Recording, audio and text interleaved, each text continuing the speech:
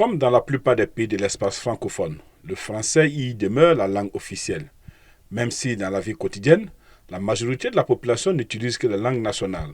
Au Mali, la donne a changé avec l'adoption de la nouvelle constitution qui fait de la langue française une langue de travail avec 13 langues officielles. Aujourd'hui, le département linguistique et littérature constitue pour nous un département important, j'allais dire même un département stratégique, au moment où nous parlons de refondation du Mali, de refondation du pays, où les langues et la culture malienne prennent une place de choix.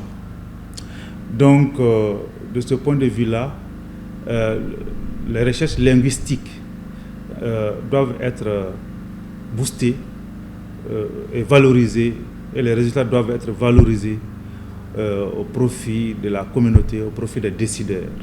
La littérature qui vise à éduquer et à communiquer des pensées devient à cet effet important car elle peut permettre de promouvoir le patrimoine linguistique et historique du pays.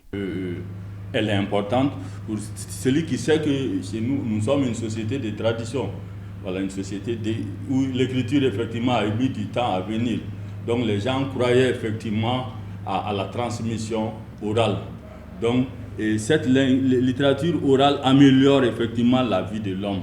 Elle améliore, à travers, même si on voit, effectivement, les œuvres théâtrales, les contes et autres, il y a des leçons de vie là-dedans. Ça permet, tout d'un coup, de passer un message. Tout comme la littérature, la linguistique est primordiale du fait que son objet d'étude est basé sur la langue. Parce qu'elle permet surtout d'étudier les différentes langues dans nos sociétés, dans tous les aspects, que ce soit dans les domaines morphologique, sémantique, phonologie, pragmatique.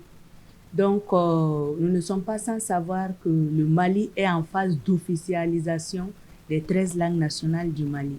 Donc, quand on parle d'officialisation, il faut en un premier temps faire valoir ces langues-là. Et il faut faire en sorte que ces langues arrivent à s'imposer dans le domaine international, même si on ne peut pas faire en sorte que... Voilà. Donc, la linguistique, elle intervient dans ce domaine parce qu'elle va nous permettre d'élaborer des documents, que ce soit écrit ou à l'écrit ou à l'oral, dans ces différentes langues-là. Donc, ce qui permettra une meilleure valorisation et une meilleure promotion des langues. Selon les chercheurs, en officialisant les 13 langues nationales en langue officielle, selon l'article 31 de l'acte fondamental, ce sera un grand atout pour le pays. Bien sûr, ça serait un grand plus, dans la mesure où l'être humain n'est rien sans sa langue. Une société existe à travers sa langue. C'est pourquoi un adage dit que lorsqu'un être humain, lorsqu'un homme perd sa langue, il perd son identité, il perd tout. Donc, c'est un grand apport. Si l'Institut des sciences humaines a contribué à la politique linguistique du Mali, il joue également un rôle de promotion des langues nationales du pays. L'Institut des sciences humaines, de par le passé, a contribué à l'élaboration de la politique linguistique du Mali. Et ça, c'est extrêmement important. Et nous avons aussi contribué à développer un certain nombre de réseaux sur ce plan-là. Je fais allusion à la convention de partenariat que nous avons signée avec l'Université de Leiden aux Pays-Bas en 2019, qui nous a permis de développer des recherches sur les contes, des recherches sur les langues, mais aussi sur la pratique de l'Indigo.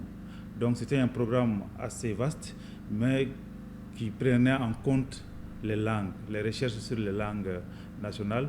Et une recherche importante a été menée pendant 2 ans sur la langue Songoi à Gao à cet effet. Aujourd'hui, les langues nationales sont largement utilisées dans la sphère publique au Mali. Les domaines concernés sont notamment l'éducation, l'agriculture, l'élevage, la pêche, la santé, l'artisanat, la culture, la protection de l'environnement, le commerce, les finances, en particulier la microfinance, la politique, la presse orale et écrite. Cette extension continue de l'utilisation des langues nationales dans les différents domaines de la vie publique révèle l'attachement des populations à la langue identitaire et de communication courante.